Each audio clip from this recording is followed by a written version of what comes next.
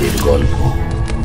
ভয় যদি সত্যির রূপ নিত, তবে সেটাই হতো মাঝ রাতের গল্প।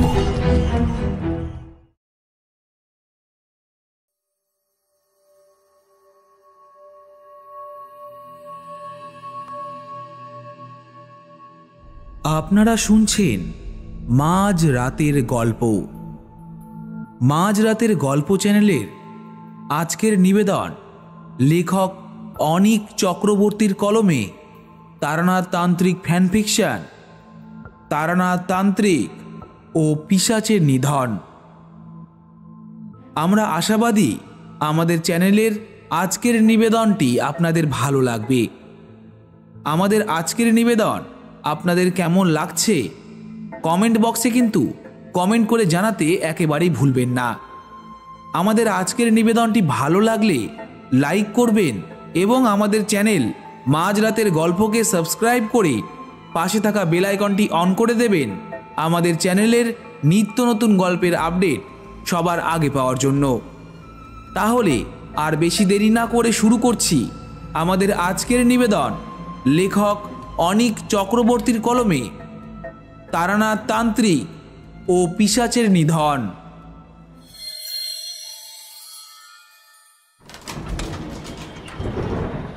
বাড়ির বাইরে পা দিতেই আকাশের দিকে তাকিয়ে দেখলাম যে বৃষ্টির সম্ভাবনা প্রবল। তাই ভিতরে ঢুকে ছাতাটা সঙ্গে নিয়ে রওনা দিলাম আমাদের অতি পরিচিত স্থান মঠ লেনের দিকে। বৃষ্টির এই আবহে তারানাথের কাছে গল্প শুনতে আশা করি মন্দ লাগবে না।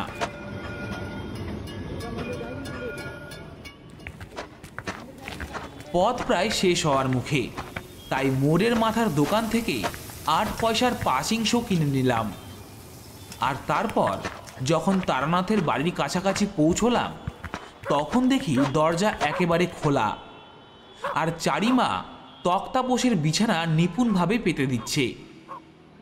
আমি দরজার কড়াটা নাড়াতেই সে আমার দিকে তাকিয়ে একগাল হেসে বলে উঠল, আরে কাকা বাবু যে, কিন্তু আপনি একা এলেন? কিশোরী কাকা কই? তা বলতে পারবো না চারিমা, হয়তো সে একটু পরেই চলে আসবে। আচ্ছা আচ্ছা। তা ঠাকুরমশাই কোথায় বলতে পারিস? বাবা আসলে একটু বাজারে গেছেন দশকর্মার জিনিসপত্র আনতে, এক্ষুনি চলে আসবেন। আপনি আসুন, বসুন। বলতে না বলতেই বাইরে পায়ের শব্দ শোনা গেল এবং দেখা গেল তারানাথ এক ব্যাগ জিনিসপত্র নিয়ে বাড়ির ভিতরে ঢুকছেন। কিন্তু তিনি কিছুটা অন্যমনস্ক ছিলেন, তাই প্রথমে আমাকে খুব একটা খেয়াল করেননি। কিছু সময় পর আমার দিকে তাকিয়ে ঠোঁটের কোণে সূক্ষ্ম হাসি ফুটিয়ে বললেন, এই যে বিভূতি, কখন এলে? অসময়ে আগমন বড়ই আশ্চর্যজনক আমার কাছে। যাক, এসেছো যখন তখন ভালোই হলো। তবে কিশোরী সেন কই? তোমরা তো জোড়ায় আসো। না না ঠাকুরমশাই, আসলে তেমন কিছু ব্যাপার নয়। আজকে কিশোরী সেনের বাড়িতে যাওয়া হয়নি। আজ তো শনিবার, তাই সকালবেলা বাজারঘাট সেরেই চলে এলাম আপনার কাছে গল্প শুনতে। তারানাথ একবার আকাশের দিকে তাকালেন, তারপর বললেন, মিনিট 5 মধ্যেই কিশোরী চলে এলো বলে। কই রে মা চারি, নিয়ে যায় এইগুলো। চারি এসে তারানাথের হাত থেকে ব্যাগ ভর্তি জিনিসগুলো নিয়ে চলে গেল। তারানাথ বাড়ির বাইরে রাখা ছোট একটা বালতি থেকে 1 মগ জল পায়ে ঢেলে ধীর স্থিরভাবে বসে পড়লেন তক্তাপোষের ওপর। আমিও তার গুণমুগ্ধ শ্রোতার মতো নিজের আসন অধিকার করে নিলাম। সে যাই হোক, আমার প্রশ্নের সীমা ছিল না, তাই তারানাথকে জিজ্ঞাসা করেই ফেললাম, তা কী ব্যাপার ঠাকুরমশাই, এতগুলো জিনিসপত্র কিনে আনলেন, ব্যাপারটা কি? মধুসুন্দরী দেবীর কৃপাধন্য আমি, সে কথা তো আগেই বলেছি। মাঝে মাঝে দেবীর আশীর্বাদে এমন কিছু খদ্দের আসে যারা মোটা অঙ্কের প্রণামী সহ কাজ দেয়। গত শুক্রবারের কথা, আমি একটা কুষ্ঠি বানাচ্ছিলাম। সেই সময় ঘরের বাইরে একটা বড় মোটর এসে দাঁড়ালো। আমি মুখ তুলে দেখলাম একজন মধ্যবয়স্ক ব্যক্তি পরনে সাদা সিল্কের পাঞ্জাবি আর ধুতি, গলায় মোটা কয়েক ভরি সোনার চেন পরে আমার দিকেই এগিয়ে আসছেন।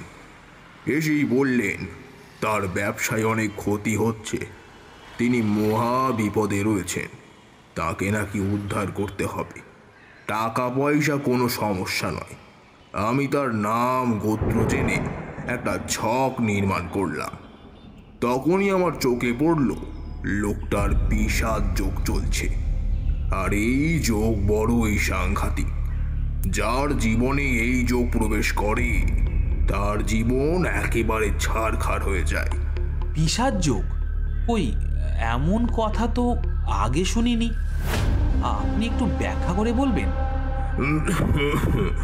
জ্যোতিষশাস্ত্রে পিশাচ যোগ হল শনি ও রাহুর সংমিশ্রণে গঠিত এক অশুভ যোগ।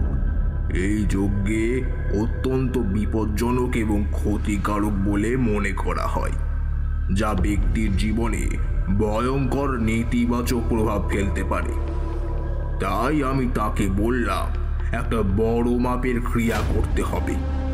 এই ক্রিয়া করলে এই অশুভ প্রভাব কিছুটা কমানো সম্ভব। ঠাকুর মশাই আরও কিছু বলতে যাচ্ছিলেন, ঠিক সেই সময়েই বাইরে থেকে কিশোরী এসে প্রবেশ করল। তাই তাকে দেখে ঠাকুর মশাই খুব খুশি হয়ে বললেন, এই তো 16 ঘড়া পূর্ণ হলো, তোমার জন্যই অপেক্ষা করছিলাম। এই চারি চা নিয়ে আয় তো। আর আমার পাশিংশ কোথায়? কিশোরী বুক পকেট থেকে প্যাকেটটা বাড়িয়ে দিলেন তারানাথের দিকে। আমি তারানাথকে আবদার করে বললাম, আচ্ছা ঠাকুর মশাই, এই পিশাচ যোগ নিয়ে ভয়ঙ্কর কোনো অভিজ্ঞতা ঘটেছে আপনার জীবনে? হ্যাঁ বিভূতি, যার কথা বলছিলাম তার জীবনে যেটা ঘটেছে সেটা তো খুবই সামান্য। এর চাইতেও অনেক বেশি ভয়ঙ্কর কিছু আমি প্রত্যক্ষ করেছি। আর শুনলে অবাক হবে, এই যোগ এতটাই প্রবল যে জীবিত মানুষকে ধীরে ধীরে মৃত্যুর পথে ঠেলে দেয়। খুব ভালো একটা গল্পের গন্ধ পাচ্ছি ঠাকুর মশাই, ওই গল্পটাই বলুন, আমি আজকে এই গল্পটাই শুনবো। তারানাথ একটা দীর্ঘশ্বাস ফেলে চোখ বন্ধ করলেন, যেন তিনি অতীতের গভীরে প্রবেশ করছেন। তারপর ধীরে ধীরে বলতে শুরু করলেন। 32 বছর আগের কথা। তখন আমি বেশ যুবক, জ্যোতিষ চর্চার জগতে সবে হাত পাকাচ্ছি। একবার এমন এক ঘটনা ঘটল যা আজও আমাকে রাতের পর রাত ঘুমাতে দেয় না। আমার জীবনের সবচেয়ে ভয়ঙ্কর অভিজ্ঞতা ছিল সেটি। এই পিশাচ যোগের ভয়াবহতা সেদিন আমি চাক্ষুষ করেছিলাম। সেবার শ্রাবণ মাস ছিল, আকাশ কালো মেঘে ঢাকা, ঝিরি ঝিরি বৃষ্টি পড়ছিল সারাদিন। হঠাৎ এক অপ্রত্যাশিত ডাক পেলাম।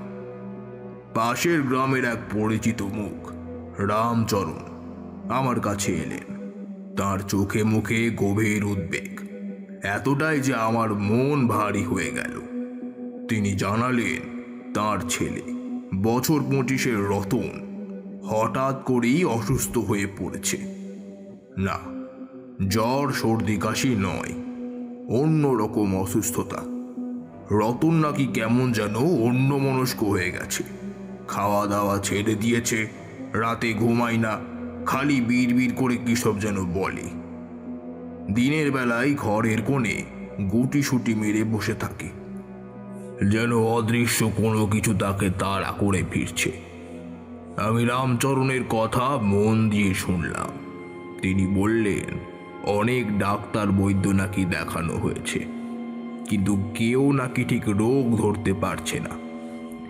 শেষমেশ তাদের গ্রামের এক বৃদ্ধা, যিনি স্থানীয়ভাবে ওঝা হিসাবে পরিচিত, তিনি নাকি বলেছিলেন রতনের ওপর কোনো অশুভ শক্তির প্রভাব পড়েছে, যার মূল হচ্ছে পিশাচ যোগ।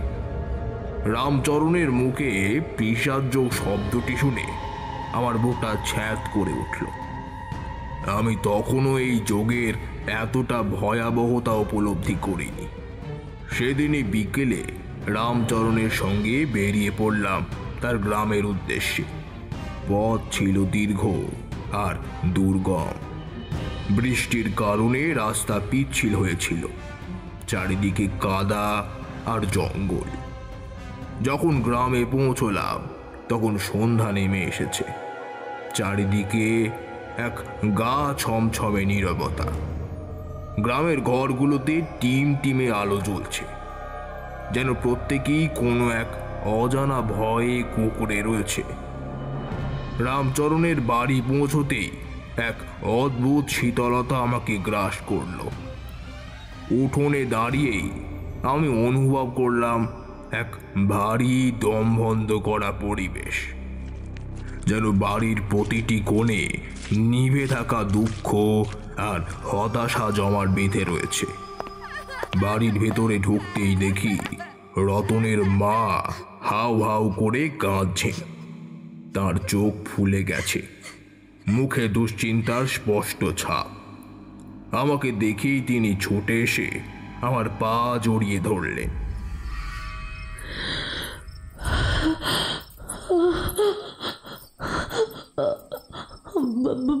বাবা, আমি তো বুঝতে পারছি না।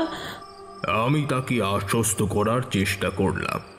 তারপর রতনের ঘরে প্রবেশ করলাম। ঘরের ভেতরটা অন্ধকার আর স্যাঁতস্যাঁতে।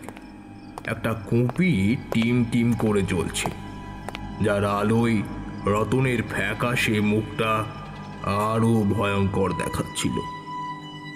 রতন তক্তপোষের ওপর বসেছিল, চোখগুলো কোটরাগত, দৃষ্টিশূন্য। সে তখনও বিড়বিড় করে কি সব যেন বলছিল, কিন্তু তার কণ্ঠস্বর এত ক্ষীণ ছিল যে কিছুই বোঝা যাচ্ছিল না।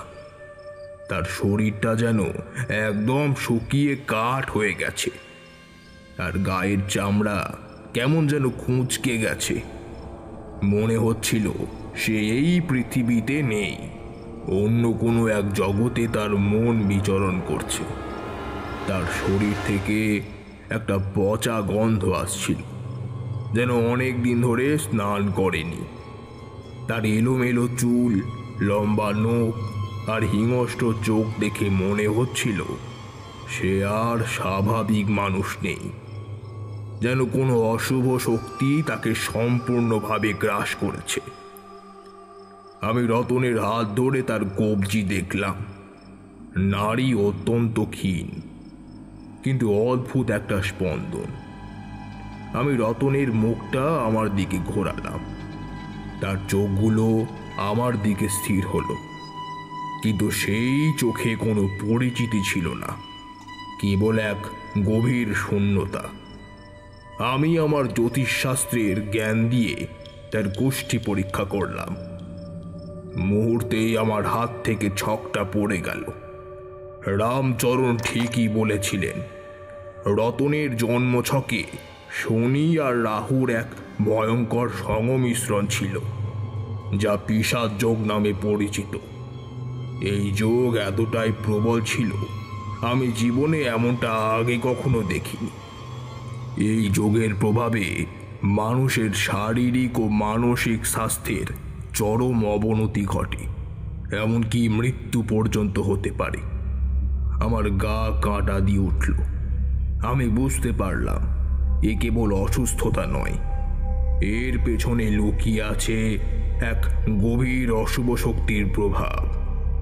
রতনকে বাঁচানো সহজ হবে না, কিন্তু আমার মন বলছিল আমাকে চেষ্টা করতেই হবে। তারানাথ এবার চোখ খুললেন। তার চোখে তখনও সেই রাতের বিভীষিকার রেশ লেগেছিল। রামচরণকে আমি স্পষ্ট জানিয়ে দিলাম, রতনের এই অবস্থা থেকে মুক্তি পেতে হলে বড় মাপের ক্রিয়া করতে হবে। এতে অনেক সময় লাগবে, অনেক আয়োজন প্রয়োজন। কিন্তু রামচরণ এবং তার স্ত্রী এতটাই মরিয়া যে আমার সমস্ত শর্তে রাজি হয়ে গেলেন। একমাত্র সন্তানকে বাঁচাতে তারা যে কোনো কিছু করতে প্রস্তুত ছিলেন। আমি সেই মুহূর্তে আর দেরি না করে ক্রিয়ার সমস্ত প্রস্তুতি শুরু করে দিলাম। গ্রামের বাইরে, যেখানে গ্রাম শেষ হয়ে একটা শ্মশানের মতো নির্জন জায়গা ছিল, সেখানেই আমি আমার কর্মস্থল তৈরি করলাম। সেই 3 দিন আমি রামচরণের বাড়িতেই থাকলাম। দিনের বেলায় রতনের শারীরিক ও মানসিক অবস্থা পর্যবেক্ষণ করতাম, আর রাতে চলে যেতাম সেই শ্মশানে। আমার 2 জন সহকারী ছিল, যারা এই ধরনের ক্রিয়ায় আমাকে সাহায্য করত। রাতে শ্মশানে পৌঁছে আমরা মন্ত্রপাঠ শুরু করতাম। চারিদিকে শুধু গভীর নীরবতা আর বাতাসের হিস হিস শব্দ। এই সময়টা ছিল আমার জীবনের সবচেয়ে কঠিন পরীক্ষা।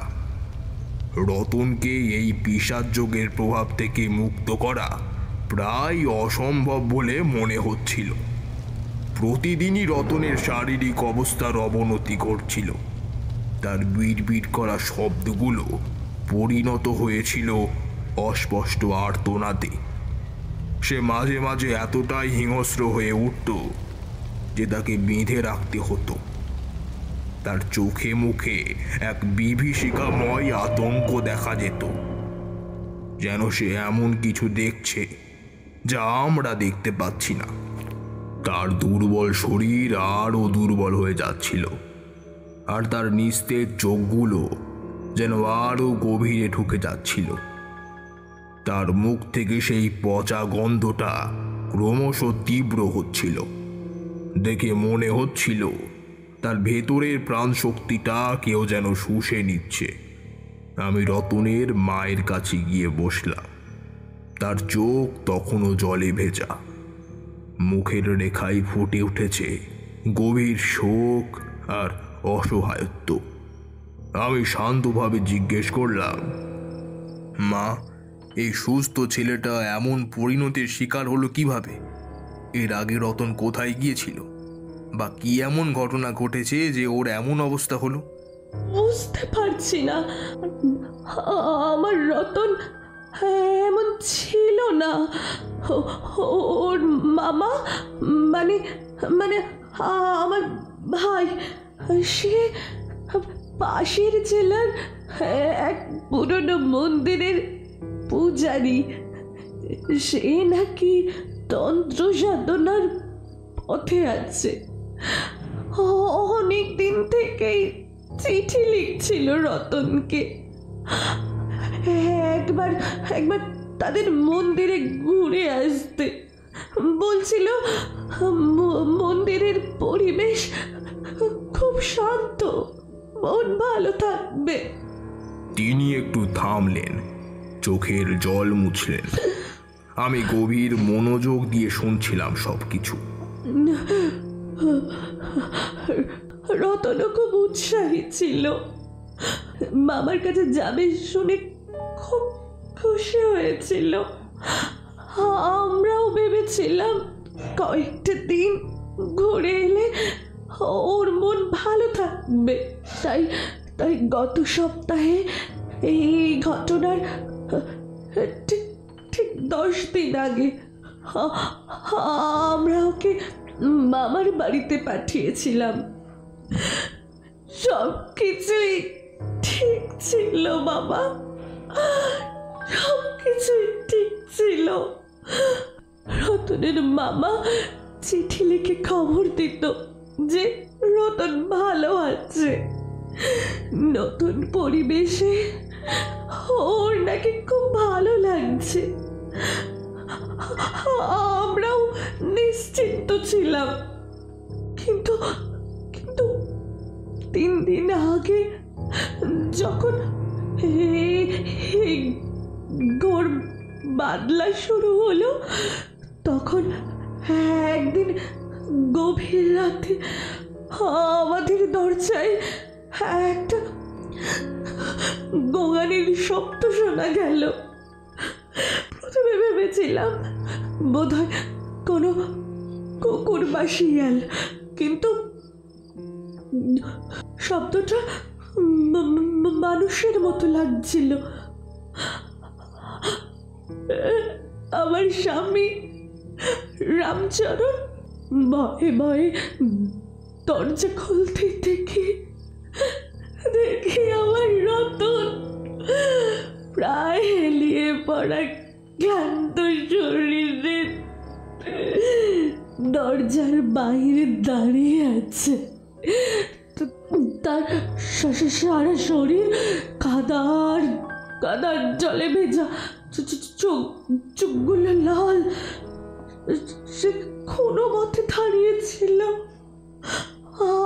আমাদের আমাদের থেকে শুধু একটা স্পষ্ট গোগানি দিল, তারপর প্রায় মাটিতে লুটিয়ে পড়ল। আমরা তো ভয়ে আর দুঃখে দিশে হারা হয়ে গেলাম। ওকে কোনো মতে ঘরের ভেতরে নিয়ে এসে শুইয়ে দিলাম। কিন্তু বাবা বাবা তারপর থেকে 3 দিন পর্যন্ত ওর জ্ঞান ছিল না, ওর কোনো জ্ঞান ছিল না। আর যখন জ্ঞান ফিরল তখন দেখি ও এমনটা করছে, বিড়বিড় করছে, আর আর ও অদ্ভুতভাবে তাকিয়ে থাকছে। আমি এবার গভীর চিন্তায় ডুবে গেলাম। রতনের মামা, মন্দিরের পূজারী, তন্ত্র সাধনা, এই সব কিছু মিলে তার মনে এক নতুন সন্দেহের জাল বুনতে লাগলো। এই পিশাচ যোগীর পিছনে কি তবে কোনো তন্ত্র সাধনার ভুল বা অন্য কোনো অশুভ শক্তি কাজ করছে? আমি রামচরণের দিকে তাকালাম। রতন কি তার মামার বাড়িতে কিছু দেখেছিল বা কোনো ঘটনার সাক্ষী হয়েছিল বলে তোমাদের মনে হয়? না না ঠাকুর মশাই, রতন তো আর কথা বলতেই পারছে না। জ্ঞান ফেরার পর থেকেই ও শুধু এমন অদ্ভুত আচরণ করছে। কি দেখেছে বা কি ঘটেছে তা আমরা জানতে পারিনি। তবে ও যখন ফিরে এসেছিল তখন ওর পোশাকে আর হাতে পায়ে কেমন যেন শুকিয়ে যাওয়া রক্তের ছোপ ছিল। আমরা ভেবেছিলাম হয়তো কোথাও পড়ে গিয়ে চোট টোট পেয়েছে, কিন্তু ওর শরীরে তেমন কোনো গভীর আঘাতের চিহ্ন কিন্তু ছিল না। রক্তের ছোপ, এটা তো আরও চিন্তার বিষয়। পূজারী মামা, তন্ত্র সাধনা, আর তার উপর রতনের এই অবস্থা, এর মধ্যে একটা গভীর যোগসূত্র আছে। আমি এবার রতনের দিকে ফিরে তাকালাম। রতন তখনও শূন্য দৃষ্টিতে দেওয়ালের দিকে তাকিয়ে বিড়বিড় করছিল। তার মুখ দেখে মনে হচ্ছিল সে এক ভয়ঙ্কর অভিজ্ঞতার মধ্যে দিয়ে গেছে।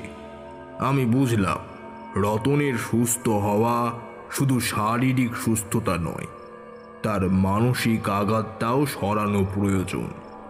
আমি রামচরণকে বললাম, আমি বুঝতে পারছি এর পেছনে সাধারণ কোনো অসুখ নেই। এটা কোনো অশুভ শক্তির প্রভাব, যা ওই পিশাচ যোগকে আরও শক্তিশালী করেছে। রতনকে দ্রুত সুস্থ করতে হবে, নয়তো ওর জীবন সত্যি সংকটের মুখে পড়বে। আমি বেশ কিছুক্ষণ গভীর চিন্তায় ডুবে রইলাম। আমার মনে তখন অনেক প্রশ্ন ঘুরপাক খাচ্ছিল। রতনের মামা যদি তন্ত্র সাধনা করে থাকেন, তাহলে কি তিনি অনিচ্ছাকৃতভাবে কোনো বিপদ ডেকে এনেছেন, নাকি রতন এমন কিছুর সাক্ষী হয়েছিল যা তার সহ্য ক্ষমতার বাইরে? রামচরণ, আমার এই গ্রামে আর থাকা ঠিক হবে না। রতনের মামার ব্যাপারটা আমাকে দেখতে হবে। আমি এখন ওর মামার কাছে যাব, সেই মন্দিরে। হয়তো সেখানেই এই রহস্যের সূত্র খুঁজে পাব। বাবা, আপনি একা যাবেন? সে তো অনেক দূরের পথ। শুনেছি ওই মন্দিরটা নাকি খুবই নির্জন জায়গায়। তার উপর আপনি একা যাবেন? আপনি চিন্তা করবেন না, আমি একা নই। আমার একজন সহকারীকে সঙ্গে নেব। কোনো বিপদকেই তান্ত্রিক ডরাই না। রতনের জীবন বাঁচানোই এখন আমার একমাত্র লক্ষ্য। এই পথ বিপদ সংকুল হতে পারে, কিন্তু আমি কিছুতেই রতনকে এই অবস্থায় ফেলে যেতে পারছিলাম না। আমার মনের মধ্যে এক তীব্র তাগিদ কাজ করছিল, এই রহস্যের সমাধান আমায় করতেই হবে। আমি উঠে দাঁড়ালাম। রাত তখন গভীর, বাইরে বৃষ্টির শব্দ আরও বেড়েছিল। আমি তৈরি হচ্ছিলাম এক নতুন, অজানা এবং ভয়ঙ্কর যাত্রার জন্য। আমি আর দেরি করলাম না। ভোর হওয়ার আগেই রামচরণকে সব বুঝিয়ে নিজের এক বিশ্বস্ত সহকারীকে সঙ্গে নিয়ে রওনা দিলাম রতনের মামার মন্দিরের উদ্দেশ্যে।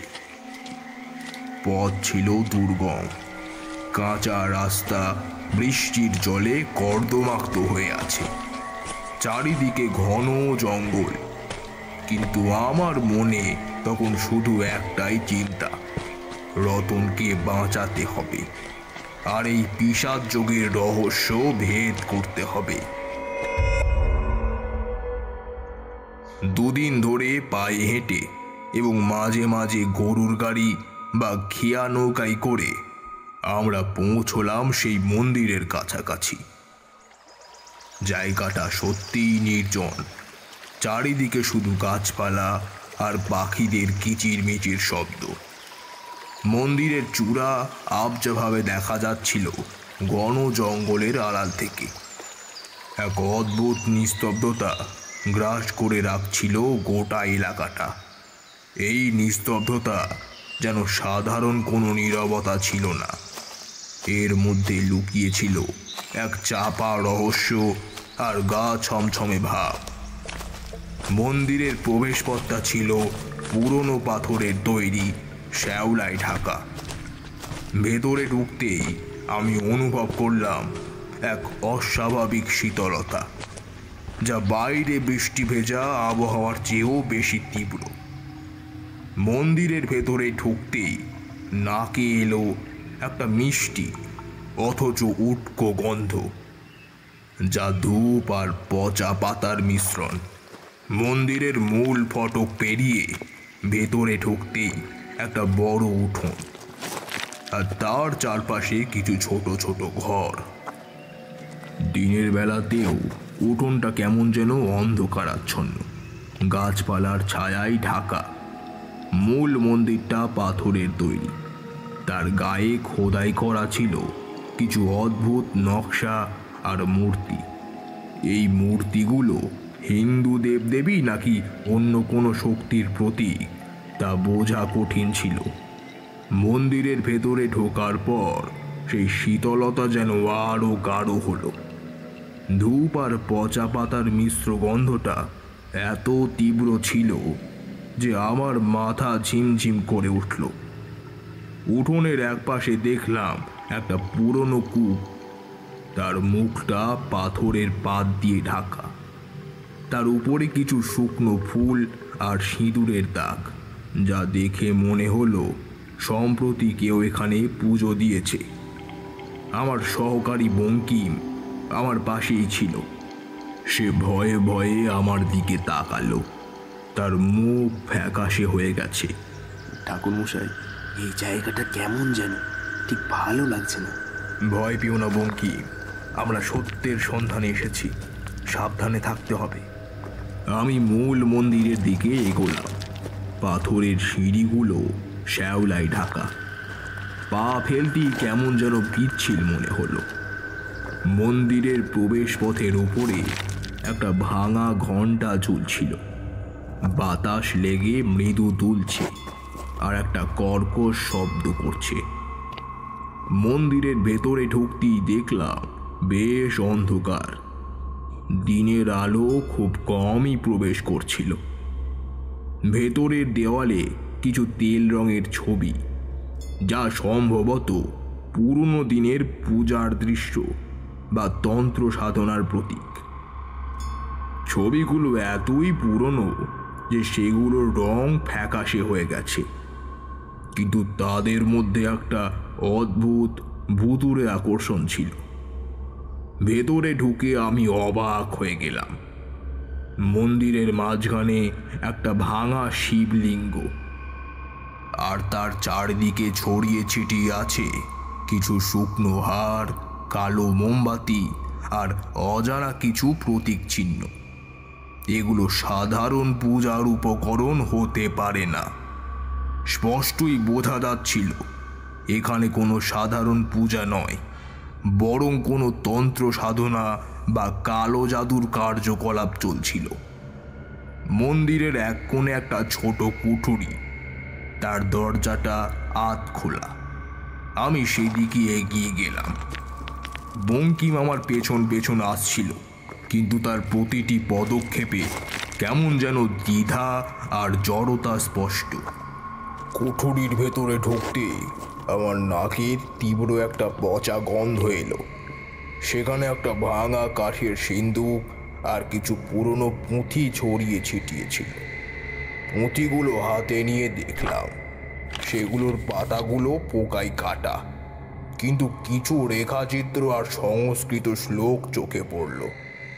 বেশিরভাগই ছিল তন্ত্র সাধনার জটিল প্রক্রিয়া আর কিছু অশুভ মন্ত্রের বিবরণ। এইসব দেখে আমার মনে রতনের মামার প্রতি সন্দেহ আরও গভীর হলো।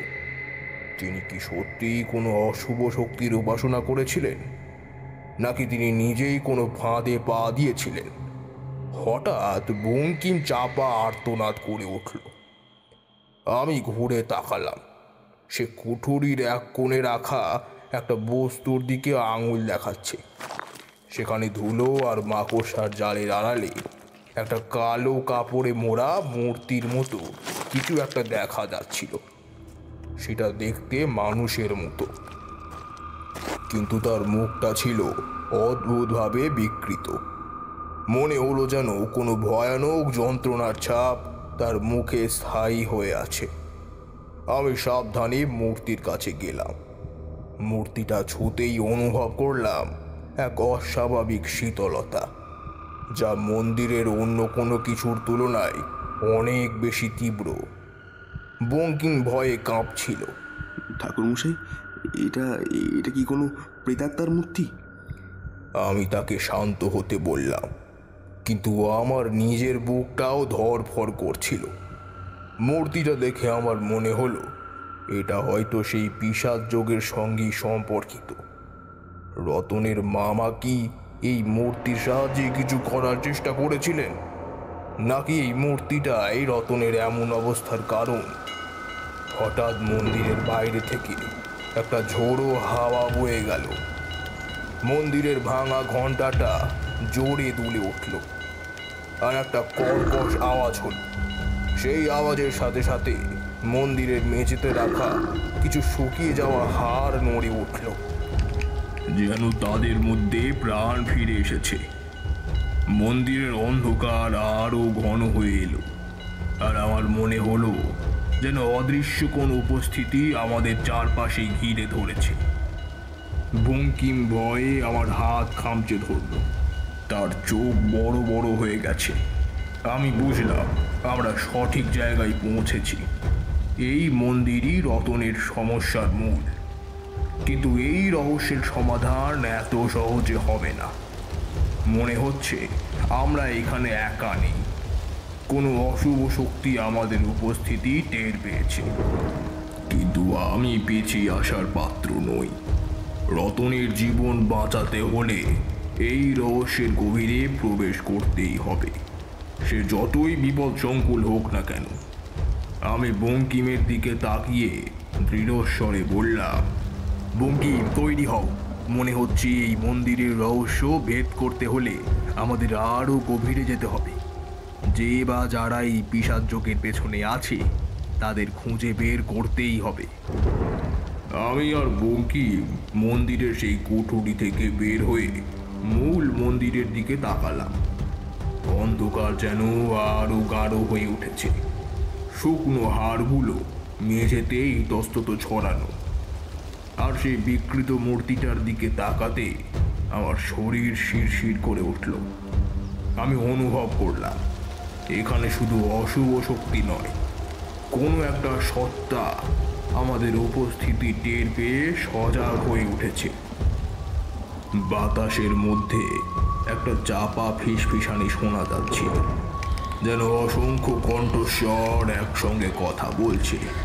বঙ্কিম আতঙ্কে আমার হাত খামচে ধরে বলল, ঠাকুরমশাই, আমার কেমন যেন গা ছমছম করছে, মনে হচ্ছে কেউ আমাদের দেখছে। ভয় পেও না বঙ্কি, আমরা এখানে রতনের জন্য এসেছি, আর ওকে বাঁচাতে হলে এই রহস্যের কিনারা করতেই হবে। এখানে যে শক্তি থাকুক না কেন, তারা তারানাথ তান্ত্রিককে আটকাতে পারবে না। আমি ধীর পায়ে মন্দিরের মধ্যস্থলে ভাঙা শিবলিঙ্গের দিকে এগিয়ে গেলাম। শিবলিঙ্গটা দেখে মনে হচ্ছিল যেন বহু বছর ধরে এখানে কোনো পুজো হয়নি, শুধু অশুভ শক্তির খেলা চলছে। এর চারপাশের প্রতীকগুলো ছিল আরও রহস্যময়। কিছু ভাঙা ঘট, পোড়া কাঠের টুকরো আর কিছু শুকনো ফুলের মালা পড়েছিল। এগুলো দেখে মনে হচ্ছিল কোনো এক সময় এখানে ভয়ঙ্কর কোনো যজ্ঞ করা হয়েছিল। হঠাৎ মন্দিরের এক কোণ থেকে একটা চাপা গোঙানির শব্দ ভেসে এলো। বঙ্কিম লাফিয়ে উঠল। আমি সেদিকে তাকালাম।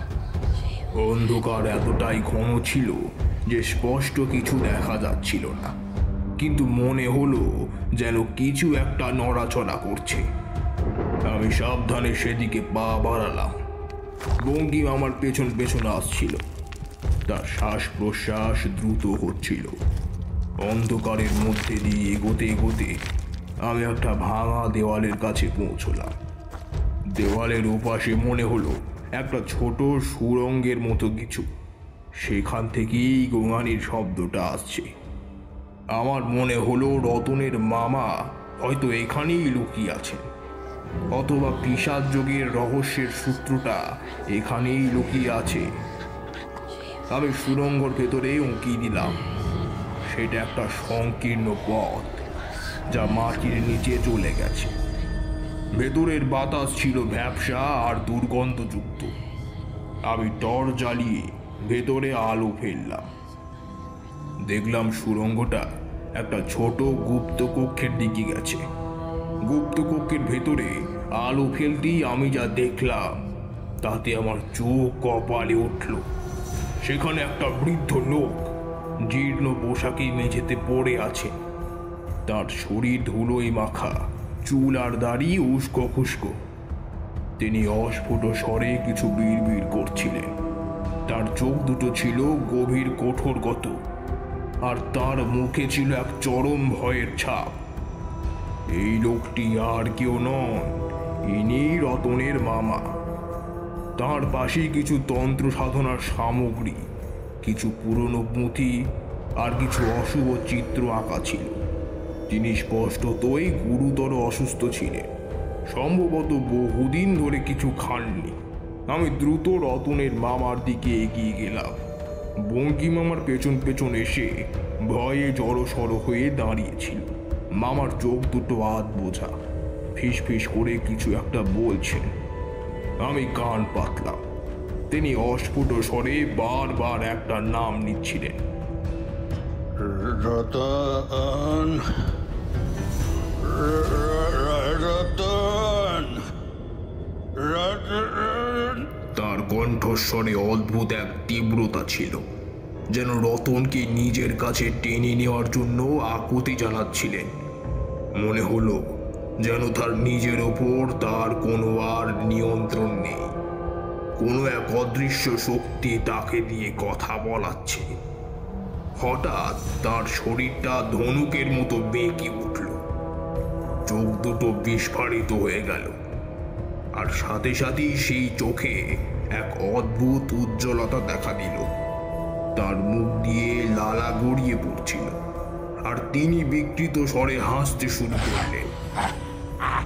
সেই হাসি শুনে বঙ্কিমের শরীর ভয়ে কেঁপে উঠল। সে প্রায় চিৎকার করে উঠেছিল। আমি তাকে ইশারায় চুপ করালাম। তান্ত্রিক এবার পরিচ্ছন্ন গলায় কথা বলতে শুরু করলেন, কিন্তু সেই কণ্ঠস্বর তার নিজের ছিল না। মনে হচ্ছিল যেন অসংখ্য কণ্ঠস্বর একসঙ্গে কথা বলছে, এক বীভৎস কোরাস।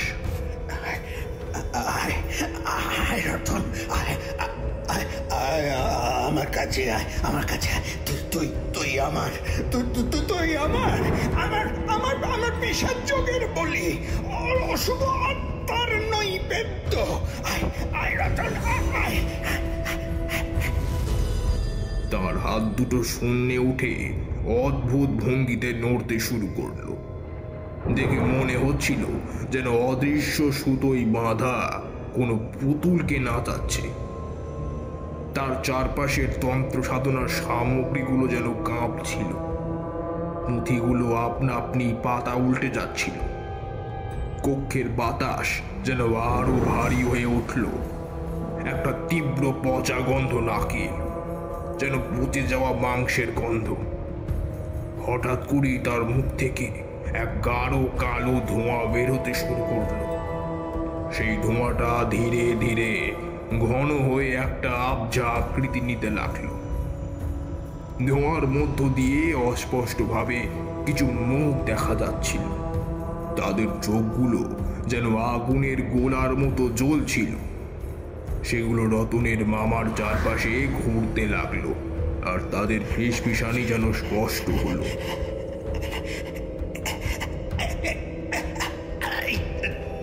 সময় সময় হয়েছে, সময় হয়েছে, বলির সময় হয়েছে, বলির সময় হয়েছে।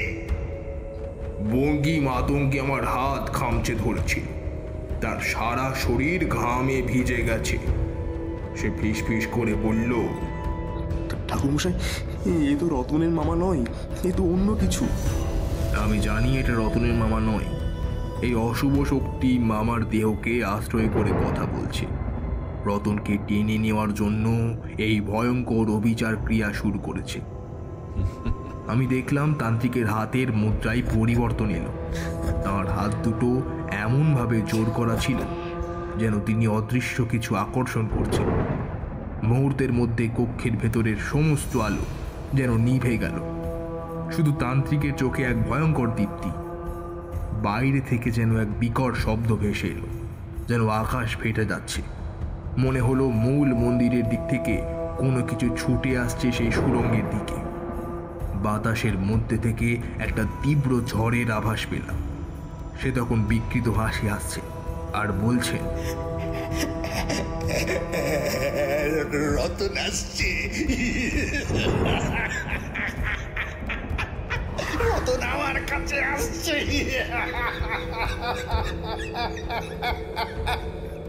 অন্ধকার গুপ্ত কক্ষে রতনের মামার দেহ থেকে বেরিয়ে আসা কালো ধোঁয়ার আকৃতি ক্রমশ স্পষ্ট হচ্ছিল। সেটা একটা বীভৎস মূর্তি ধারণ করছিল, যার চোখে আগুনের ফুলকি জ্বলছে। সেই মূর্তিটা মামার মুখে মিশে গিয়ে তাকে আরো বিকৃতি করে তুলল। এখন সম্পূর্ণরূপে অমানুষিক একটা সত্তায় পরিণত হয়েছে। তার কণ্ঠ থেকে বেরিয়ে আসা আওয়াজটা আর কোনো মানুষের ছিল না, যেন অজস্র প্রেতাত্মা একসঙ্গে বিলাপ করছে।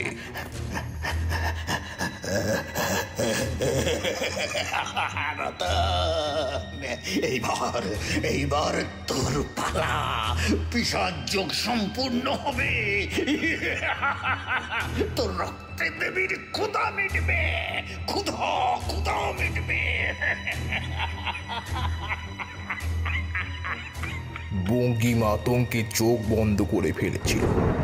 তার ঠোঁট কাঁপছিল, আর সে ভয়ে আমার পরনের পোশাক খামচে ধরেছিল। আমি বুঝতে পারছিলাম আমাদের সামনে এখন রতনের মামা নেই, আছে এক ভয়ঙ্কর অশুভ শক্তি, যা রতনকে বলি দিতে চাইছে। এই পিশাচ যোগ যে কতটা শক্তিশালী তা আমার ধারণার বাইরে ছিল। বাইরে থেকে আসা ঝড়ের আওয়াজ আরো তীব্র হলো, যেন প্রকৃতির সমস্ত শক্তি আমাদের বিরুদ্ধে দাঁড়িয়েছে। আমি দ্রুত চোখ বুজে মা কালিকার মন্ত্র জপ করতে শুরু করলাম। আমার হাতের রুদ্রাক্ষের মালাটা শক্ত করে ধরলাম।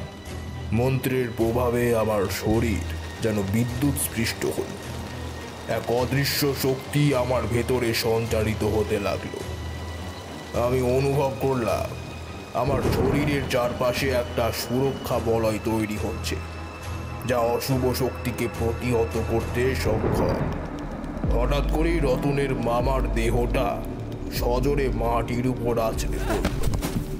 তার শরীর থেকে সেই কালো ধোঁয়াটা তীব্র বেগে বেরিয়ে এসে গুপ্ত কক্ষের দেওয়ালে ধাক্কা খেল। ধোঁয়াটা এরপর যেন ঘরের চারদিকে ঘুরতে শুরু করলো, আর তার সাথে একটা প্রচন্ড বাতাস বইতে লাগলো। ধুলো আর শুকনো পাতার টুকরো উঠতে শুরু করলো। মনে হলো যেন একটা ছোট ঘূর্ণিঝড় তৈরি হয়েছে। কক্ষের ভেতরের জিনিসপত্রগুলো এলোমেলো হয়ে গেল। পুরনো পুঁথিগুলো ফর ফর করে উঠছিল, আর তন্ত্রের জিনিসগুলো এদিক ওদিক ছিটকে পড়ল। ধোঁয়ার ভেতরে অস্পষ্ট অসংখ্য মানুষের মুখ দেখা যাচ্ছিল, যারা তীব্র যন্ত্রণায় চিৎকার করছিল। মনে হচ্ছিল তারা সবাই সেই অশুভ শক্তির শিকার। তাদের চোখগুলো ছিল ফ্যাল ফ্যাল করে তাকিয়ে থাকা, যেন তারা মুক্তির জন্য আকুতি জানাচ্ছিল। সেই চিৎকার আর গোঙানির শব্দে আমার কান ঝালা ফালা হওয়ার উপক্রম হলো। বঙ্কিম ভয়ে মূর্ছা যাওয়ার মতো অবস্থা। আমি মন্ত্র জপ থামিয়ে চোখ খুললাম। দেখলাম কালো ধোঁয়াটা ধীরে ধীরে একটা নির্দিষ্ট জায়গায় ঘনীভূত হচ্ছে। সেটা একটা উঁচু কালো স্তম্ভের আকার নিল, যা ছাদের দিকে উঠে যাচ্ছে। স্তম্ভের ভেতর থেকে একটা বিকট হাসির শব্দ ভেসে এলো, যা শুনে মনে হলো নরকের দরজা খুলে গেছে। হাসির সাথে সাথে একটা যান্ত্রিক শব্দ শোনা যাচ্ছিল, যেন কেউ ধাতব কিছু ঘষছিল। স্তম্ভের গায়ে অসংখ্য বিকৃত মুখ দেখা যাচ্ছিল, যারা আমার দিকে তাকিয়ে হিংস্রভাবে হাসছিল। আমি বুঝলাম এই শক্তিকে এখনই থামাতে হবে, আর নয়তো রতনকে বাঁচানো অসম্ভব হয়ে পড়বে। আমি বঙ্কিমের দিকে তাকালাম। সে তখনও ভয়ে কাঁপছে। আমি তাকে বললাম, বঙ্কিম, তুমি এখানেই থাকো, নড়াচড়া করবে না। আমি এই শক্তিকে দমন করছি। আমি ভাঙা ঘটের একটা টুকরো হাতে নিলাম, যেখানে কিছু পুরনো সিঁদুর লেগেছিল। আর গলার মালা থেকে একটা রুদ্রাক্ষ বের করে সেটায় ছুঁয়ে দিলাম। রুদ্রাক্ষটা উজ্জ্বল হয়ে উঠল। আমি সেটাই মন্ত্র পড়ে ফুঁ দিয়ে কালো স্তম্ভের দিকে ছুঁড়ে মারলাম। রুদ্রাক্ষটা স্তম্ভের মধ্যে ঢুকে যাওয়ার সাথে সাথে একটা বিকট চিৎকারের শব্দ হলো। স্তম্ভটা কাঁপতে শুরু করলো, আর তার গায়ে থাকা মুখগুলো যন্ত্রণায় কুঁকড়ে গেল। কালো ধোঁয়াটা এলোমেলো ভাবে ছিটকে পড়ল, আর একটা তীব্র ঝাঁঝালো গন্ধ ছড়িয়ে পড়ল বাতাসে। আমি অনুভব করলাম আমার শক্তি ক্রমশ শেষ হয়ে আসছে, কিন্তু এই শক্তিকে থামাতেই হবে। রতনের জীবন বিপন্ন। আমার ছুঁড়ে মারা রুদ্রাক্ষের প্রভাবে কালো স্তম্ভটা দুলছিল বটে, কিন্তু পুরোপুরি দমন করা গেল না। উল্টে স্তম্ভ থেকে একটা বিকট শব্দ করে কালো ধোঁয়া আরো তীব্র বেগে আমার দিকে ছুটে এলো। আমি দ্রুত নিজেকে সরিয়ে নিলাম, কিন্তু ধোঁয়ার একটা অংশ আমার শরীরে এসে লাগলো। মুহূর্তেই আমার শরীর জ্বলে উঠল। মনে হলো যেন হাজারটা সুই একসঙ্গে বিঁধে গেছে। আমি টাল সামলাতে না পেরে মেঝেতে বসে পড়লাম। ঠাকুরমশাই! বঙ্কিম ভয়ে চিৎকার করে উঠল। আমি যন্ত্রণায় কুঁকড়ে গেলাম, কিন্তু বুঝতে পারছিলাম এই শক্তি আমার ধারণার চেয়েও অনেক বেশি ভয়ঙ্কর। আমি মন্ত্র জপ করার চেষ্টা করলাম, কিন্তু মুখ থেকে কোনো শব্দ বের হলো না। মনে হচ্ছিল আমার কণ্ঠনালী চেপে ধরা হয়েছে। কালো ধোঁয়াটা এবার বৃত্তাকারে ঘুরতে ঘুরতে রতনের মামার নিথর দেহের উপর এসে বসল। মামার শরীরটা আবার কাঁপতে লাগলো, আর তার মুখ থেকে অস্ফুট আর্তনাদ ভেসে এলো। পিশাচ যোগের শক্তি এতটাই প্রবল যে মামার দেহটাকে সে সম্পূর্ণ কবজা করে ফেলেছে। আমি বুঝলাম এই মুহূর্তে এই শক্তিকে হারানো আমার পক্ষে সম্ভব নয়। রতনের মামা পুরোপুরি সেই অশুভ শক্তির অধীনে চলে গেছে। এখানে থাকলে আমরা দুজনেই বিপদে পড়ব। তার উপর এই গুপ্ত কক্ষটা যে কোনো মুহূর্তে ধসে পড়তে পারে। আমার মন বলছিল এখান থেকে আপাতত সরে যাওয়াই বুদ্ধিমানের কাজ হবে। বঙ্কিম, চলো এখান থেকে বেরিয়ে পড়ি। আমি কোনো মতে বললাম। বঙ্কিম আতঙ্কে তখনও কাঁপছিল, কিন্তু আমার কথাই সে দ্রুত উঠে দাঁড়ালো। আমরা দুজনে তড়িঘড়ি সুড়ঙ্গ দিয়ে বাইরে বেরিয়ে এলাম। মূল মন্দিরের দিকে তাকাতেই মনে হলো অন্ধকার যেন আরো গাঢ় হয়েছে। সেই বিকৃত মূর্তিটার চোখ যেন আমাদের দিকে স্থির হয়ে আছে। শুকনো হাড়গুলো মেঝেতে ইতস্তত ছড়ানো, আর বাতাসের মধ্যে সেই চাপা ফিসফিসানি যেন আরো জোরালো হয়েছে। আমরা মন্দিরের বাইরে এসে দিগ্বিদিক জ্ঞান শূন্য হয়ে দৌড়াতে শুরু করলাম। আমাদের একমাত্র উদ্দেশ্য ছিল এই শ্মশান ভূমির ভৌতিক পরিবেশ থেকে দূরে সরে যাওয়া। ছুটতে ছুটতে আমরা একটা ভাঙা রাস্তা দিয়ে এগিয়ে চললাম। চারদিকে ছিল জনশূন্য প্রান্তর, আর মাথার উপর পূর্ণিমা রাত। চাঁদটা যেন রক্তিম রং ধারণ করেছে। অনেকটা পথ আসার পর আমরা হাঁপিয়ে উঠলাম। বঙ্কিম প্রায় জ্ঞান হারানোর উপক্রম। এমন সময় দূরে একটা ক্ষীণ আলোর রেখা দেখতে পেলাম। অন্ধকার ভেদ করে সেদিকে এগিয়ে গেলাম।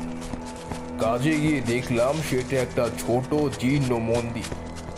সম্ভবত কোনো প্রাচীন কালী মন্দির হবে। মন্দিরের ভেতরে দেখলাম একটা প্রদীপ মিটিমিটি জ্বলছে। চলো বঙ্কিম, রাতটুকু এখানে আশ্রয় নিই। বঙ্কিম স্বস্তি নিয়ে মন্দিরের ভেতরে ঢুকলো। মন্দিরের মেঝেটা ছিল ঠান্ডা আর স্যাঁতস্যাঁতে। আমি আমার ঝোলা থেকে কিছু শুকনো খাবার বের করলাম, চিড়ে, গুড় আর কিছু মিষ্টি। নাও, কিছু খেয়ে নাও, অনেক ধকল গেছে। বঙ্কিম দ্রুত হাতে খাবার তুলে নিল। আমিও কিছু খেলাম। সারাদিনের ধকল আর রাতের ভয়ঙ্কর অভিজ্ঞতা আমাদের দুজনকে ক্লান্ত করে ফেলেছিল। খাবারের পর শরীরটা কিছুটা হালকা মনে হলো। বঙ্কিম মন্দিরের এক কোণে শরীর এলিয়ে দিল। মুহূর্তের মধ্যে সে গভীর ঘুমে তলিয়ে গেল। আমি কিছুক্ষণ চুপচাপ বসে রইলাম। দিনের ঘটনাগুলো আমার মনে ঘুরপাক খাচ্ছিল। রতনকে কিভাবে বাঁচাবো, তার মামাকে কিভাবে সেই অশুভ শক্তির হাত থেকে মুক্ত করব, এইসব ভাবতে ভাবতে কখন যে ঘুমিয়ে পড়েছি টের পাইনি। ঘুমের মধ্যে আমার কানে একটা মিষ্টি সুর ভেসে এলো, যেন কেউ আমাকে মৃদু স্বরে ডাকছে। তারানাথ। কণ্ঠস্বরটা এতটাই স্নিগ্ধ আর সুমধুর ছিল যে আমার সব ক্লান্তি যেন দূর হয়ে গেল। মনে হলো যেন কোনো মাতৃমূর্তি আমাকে হাত ছানি দিয়ে ডাকছে। আমি চোখ খুললাম। প্রথমে কিছুই দেখতে পেলাম না। মন্দিরটা তখনও অন্ধকার। বঙ্কিম পাশে গভীর ঘুমে মগ্ন, কিন্তু ধীরে ধীরে সামনে একটা অদ্ভুত জ্যোতি প্রকাশ পেল। প্রথমে সেটা একটা ছোট বিন্দুর মতো ছিল, তারপর ধীরে ধীরে বড় হতে লাগলো। এক উজ্জ্বল নীলচে আলোয় ভরে উঠল আমার দৃষ্টি। সেই জ্যোতি এতই পবিত্র আর শান্তিদায়ক ছিল যে আমার সমস্ত ভয় দূর হয়ে গেল। আমি দেখলাম সেই জ্যোতি শুধু আমিই দেখতে পাচ্ছি। বঙ্কিম তার ঘুমের মধ্যে কোনো কিছুই টের পেল না। জ্যোতির ভেতর থেকে সেই সুমধুর কণ্ঠস্বর আবার ভেসে এলো। ভয় পেও না তারানাথ, আমি মধুসুন্দরী দেবী।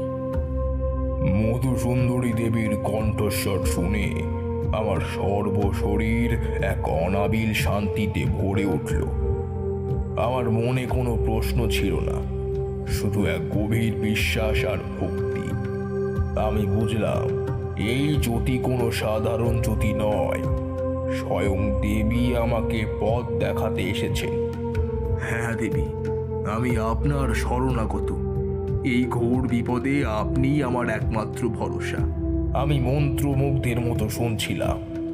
দেবীর কথাই মনে হলো এতক্ষণের সমস্ত ঘটনা যেন এক ভিন্ন আলোয় ধরা দিল। রতনের মামা শুধু একটা মাধ্যম মাত্র, মূল শক্তিটা আরো গভীরে প্রথিত। রতনের মামার দেহ এখন তাদের বলি দেওয়ার জন্য প্রস্তুত হচ্ছে। এই পিশাচ যোগ সম্পূর্ণ হলে ওই প্রাচীন শক্তি মুক্তি পাবে, আর সমগ্র অঞ্চল এক ভয়াবহ বিপর্যয়ের মুখে পড়বে। আমার গা শিরশির করে উঠল। আমি ভাবতেও পারিনি ব্যাপারটা এতটা গুরুতর। কিন্তু হে দেবী, তাহলে উপায় কি? কিভাবে আমরা এই মহা বিপর্যয় থেকে রতনকে আর এই স্থানকে রক্ষা করব? আলোক জ্যোতি একটু কেঁপে উঠল, যেন দেবী গভীরে চিন্তা করছেন। তারপর তার কণ্ঠস্বরে এক দৃঢ়তা এলো। উপায় আছে তারানাথ। এই মন্দিরের গভীরে যেখানে শিবলিঙ্গটি পতিত, সেখানেই এর মূল শক্তি নিহিত। একসময় এই মন্দির ছিল পরম শক্তির আধার, কিন্তু বহু বছর আগে কিছু বিপথগামী তান্ত্রিক এটিকে অশুভ শক্তির কেন্দ্রে পরিণত করেছে। আমি মনোযোগ দিয়ে শুনছিলাম। দেবী স্পষ্টতই আমাকে একটা গুরুত্বপূর্ণ রহস্যের দিকে ইশারা করছিলেন। এই অশুভ শক্তিকে সম্পূর্ণরূপে বিনাশ করতে হলে তোমাকে এমন এক মন্ত্র পাঠ করতে হবে যা কেবল শুদ্ধচিত্ত তান্ত্রিকরাই উচ্চারণ করতে সক্ষম। আর সেই মন্ত্র শুধু একবারই কাজ করবে। ভুল হলে সমস্ত প্রচেষ্টা ব্যর্থ হবে। আমার বুকে একটা চাপা উত্তেজনা অনুভব করলাম। মন্ত্রের কথা শুনে আমার মনে পড়ে গেল সেই গোপন পুঁথির কথা। সেখানে কিছু অপ্রকাশিত মন্ত্রের ইঙ্গিত ছিল। দেবী বললেন, আসছে পূর্ণিমা, সেই রাতেই পিশাচ যোগের চূড়ান্ত বলি সম্পন্ন হবে। সময় বড় কম তারানাথ, তোমাদের দ্রুত কাজ করতে হবে। রতনকে এই যোগের হাত থেকে বাঁচাতে হলে তোমাকে সেই ভাঙা শিবলিঙ্গের সামনে দাঁড়িয়ে সেই মন্ত্র পাঠ করতে হবে, যা এই অশুভ শক্তির মূলকে ধ্বংস করবে। আমি উপলব্ধি করলাম দেবী আমাকে সরাসরি নির্দেশ দিচ্ছেন। এক মহা পরীক্ষার সময় আমার সমস্ত জ্ঞান আর শক্তি দিয়ে আমাকে এই কাজ সম্পন্ন করতে হবে। কিন্তু হে দেবী, সেই মন্ত্রটা কি? জ্যোতিটা আরো উজ্জ্বল হয়ে উঠল, আর দেবীর কণ্ঠস্বর আমার মস্তিষ্কের গভীরে অনুরণিত হলো, যেন তিনি সরাসরি আমার মনের মধ্যে কথা বলছেন। জ্যোতিটা ধীরে ধীরে মিলিয়ে যেতে লাগলো। আমার চোখের সামনে থেকে সেই নীলচে আলো ক্রমশ ফিকে হয়ে এলো, যতক্ষণ না তা সম্পূর্ণ অন্ধকারে মিশে গেল। মন্দিরটা আবার তার পুরনো শান্ত চেহারা ফিরে পেল। আমি হাঁপাতে লাগলাম, ঘামে আমার কপাল ভিজে গেছে। আমার শরীরে যেন এক নতুন শক্তিতে ভরে উঠেছে, আর আমার মনে কোনো সংশয় নেই। বঙ্কিম তখনও পাশে গভীর ঘুমে মগ্ন। আমি আস্তে করে উঠে দাঁড়ালাম। তখন হয়তো রাতের শেষ প্রহর। আমার মাথায় কেবল একটা চিন্তাই ঘুরছিল, দেবী আমাকে যে নির্দেশ দিয়েছেন আমাকে তা পালন করতেই হবে। রতনকে বাঁচাতে হবে, আর এই অশুভ শক্তিকে চিরতরে বিনাশ করতে হবে।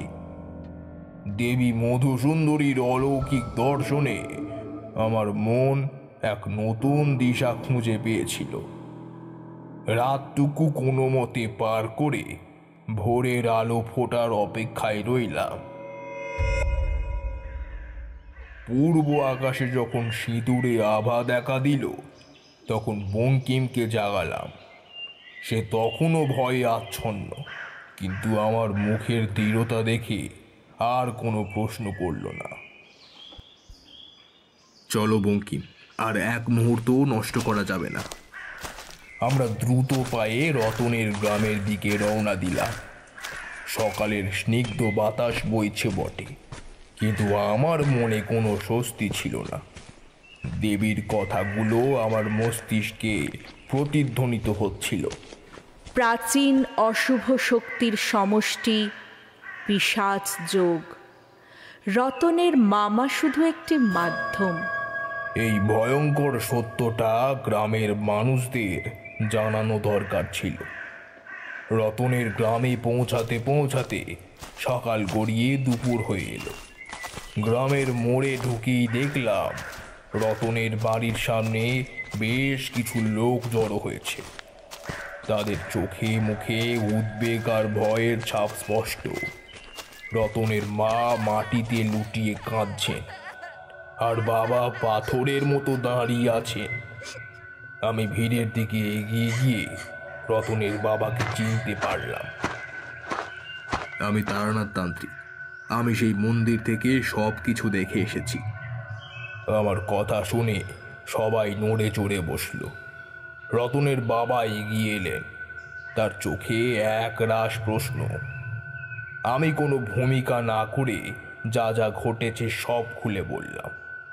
শ্মশানের মন্দিরের ভয়ঙ্কর পরিবেশ থেকে শুরু করে রতনের মামার দেহে অশুভ শক্তির প্রবেশ, পিশাচ যোগের উদ্দেশ্য, আর রাতে মধুসুন্দরী দেবীর দর্শন, সব কিছু সবিস্তারে বললাম। গ্রামের লোকেরা আমার কথা শুনে স্তম্ভিত হয়ে গেল। কেউ কেউ ভয়ে কপালে হাত দিল, কেউ ফিসফিস করে উঠল, পিশাচ যোগ, আমরা কি তবে ধ্বংস হয়ে যাব? আমি তাদের আতঙ্কিত মুখ দেখে বুঝতে পারছিলাম তাদের কাছে এই কথাগুলো কতটা অবিশ্বাস্য ঠেকেছে। কিন্তু সত্যটা অপ্রিয় হলেও জানাতেই হবে। রতনের মামার আসল উদ্দেশ্য হলো রতনকে বলি দিয়ে সেই প্রাচীন অশুভ শক্তিকে সম্পূর্ণরূপে মুক্ত করা। সেই শক্তিকে দমন করতে না পারলে কেবল রতন নয়, এই গ্রাম এমনকি আশেপাশের বহু অঞ্চলও এক ভয়াবহ বিপদের মুখে পড়বে। তাহলে উপায় কি ঠাকুর মশাই? আমাদেরকে এই দানবের হাতে নিজেদের সঁপে দিতে হবে? উপায় আছে, কিন্তু সেটা অত্যন্ত কঠিন। মধুসুন্দরী দেবী আমাকে পথ দেখিয়েছেন। ওই ভাঙা শিব মন্দির, যেখানে পিশাচ যোগের মূল শক্তি নিহিত, সেই শক্তিকে বিনাশ করতে হলে একটা তাজা প্রাণের বলি দরকার। আমার কথা শুনে গ্রামে একটা চাপা গুঞ্জন শুরু হলো। অনেকে ভয়ে পিছিয়ে গেল, কে নিজের প্রাণ দেবে। তবে এই বলি সাধারণ বলি নয়, এর জন্য প্রয়োজন হবে স্বেচ্ছায় নিজেকে দেবী রুদ্রচন্দ্রিকার কাছে সমর্পণ। কথাটা শেষ করতেই গ্রামের পরিবেশ যেন থমকে গেল। দেবী রুদ্রচন্দ্রিকা, যার নাম শুনলেই গ্রামের মানুষ ভয়ে সিঁটিয়ে যেত, তিনি ছিলেন এই অঞ্চলের লোককথার এক ভয়ঙ্করী দেবী, যিনি ক্রোধে সব কিছু ধ্বংস করতে পারতেন। কিন্তু আমি জানতাম তার এই রুদ্ররূপ কেবল অশুভ শক্তির বিনাশের জন্যই। যদি কেউ স্বেচ্ছায় নিজের প্রাণ উৎসর্গ করে দেবী রুদ্রচন্দ্রিকার কাছে নিজেকে সমর্পণ করে, তবেই সেই ভাঙা শিব মন্দির থেকে এক আলোক জ্যোতি বিচ্ছুরিত হবে। সেই জ্যোতি হবে রুদ্রচন্দ্রিকার আশীর্বাদ, তাঁর দিব্য শক্তি। আর সেই শক্তিকে কাজে লাগিয়েই আমরা পিশাচ যজ্ঞকে বিনাশ করতে পারব, অশুভ শক্তিকে চিরতরে আবদ্ধ করতে পারব, আর রতনকে ফিরিয়ে আনতে পারব। আমি ভিড়ের দিকে তাকালাম। তাদের চোখে ভয়, অবিশ্বাস আর অসহায়তা। কে এত বড় আত্মত্যাগের জন্য প্রস্তুত হবে? কে নিজেকে স্বেচ্ছায় এক ভয়ঙ্করী দেবীর কাছে সমর্পণ করবে, যার ফল মৃত্যু ছাড়ার কিছু নয়? এই কথাটা বলা আমার পক্ষে যতটা কঠিন ছিল, তার চেয়েও কঠিন ছিল এটা হজম করা। কিন্তু এটাই ছিল একমাত্র পথ, দেবীর দেখানো পথ। আমার কথা শুনে গ্রাম জুড়ে একটা থমথমে নীরবতা নেমে এলো। কেউ কোনো কথা বলছে না, কেবল ভীত চোখে একে অপরের দিকে তাকাচ্ছে। স্বেচ্ছায় প্রাণ বলি দেওয়া, তাও দেবী রুদ্রচন্দ্রিকার কাছে, এ যেন কল্পনাতেও অসম্ভব। রতনের বাবা মা সবাই যেন পাথর হয়ে গেছে। আমি ভিড়ের দিকে তাকালাম, কোনো আশার আলো দেখতে পেলাম না। এই আত্মত্যাগের জন্য কে এগিয়ে আসবে? তখনই ভিড়ের পেছন থেকে একটি কণ্ঠস্বর ভেসে এলো, আমি প্রস্তুত ঠাকুর মশাই। সবাই ঘুরে তাকালো। একজন যুবক এগিয়ে এলো। তার বয়স 25-26-এর বেশি হবে না। গাঁয়েরই ছেলে, নাম শম্ভু। সে পেশায় ছিল একজন কাঠুরিয়া, বলিষ্ঠ চেহারার যুবক। তার চোখে ভয় ছিল না, ছিল এক অদ্ভুত দৃঢ়তা। মা, রতন আমার ছোট ভাইয়ের মতো, তাকে বাঁচাতেই হবে। আর ঠাকুরমশাই বলেছেন এই গ্রামকেও বাঁচাতে হবে। যদি আমার জীবন দিয়ে সবার উপকার হয়, তবে এ জীবন ধন্য। আমি শম্ভুর দিকে বিস্ময় নিয়ে তাকালাম। এই নিরক্ষর গ্রাম্য যুবকের মধ্যে এত বড় আত্মত্যাগের মানসিকতা দেখে আমি মুগ্ধ হলাম। তার এই সিদ্ধান্ত যেন আমাকে নতুন করে আশা জোগালো। শম্ভু, তুমি কি নিশ্চিত? এটা সাধারণ কাজ নয়। দেবী রুদ্রচন্দ্রিকার শক্তিকে ধারণ করা সহজ কথা নয়। এর ফল হবে মৃত্যু। আমি প্রস্তুত ঠাকুর মশাই, আপনি শুধু পথ দেখান। আমি দেরি করলাম না। সূর্যাস্তের আগে আমাদের কাজ শুরু করতে হবে, কারণ পিশাচ যোগের চূড়ান্ত বলি পূর্ণিমা রাতেই হয়।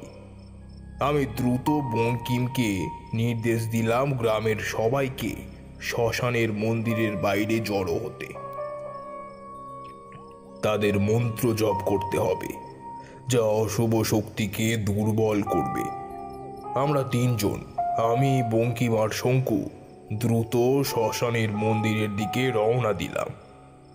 পেছনে পেছনে গ্রামের লোকেরা ভয়ে ভয়ে আমাদের অনুসরণ করল। মন্দিরের কাছে পৌঁছাতেই এক বীভৎস গন্ধ আমার নাকে এলো। মন্দিরের চারপাশের বাতাস যেন আরো ভারী হয়ে উঠেছে।